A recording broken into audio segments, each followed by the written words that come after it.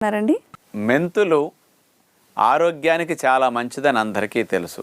మెంతి పిండి వాడిన, మెంతులు నానబెట్టుకు తిన్న డయాబెటీస్ తగ్గుతుందని హైదరాబాద్ నిమ్స్లోనే డయాబెటాలజిస్టులు 30-40 మంది కలిసి స్పెషల్గా పరిశోధన చేసి నిరూపించారండి. అలాగే మెంతుల్లో ఇంకా పరిశోధనలు చాలా ఉన్నాయండి.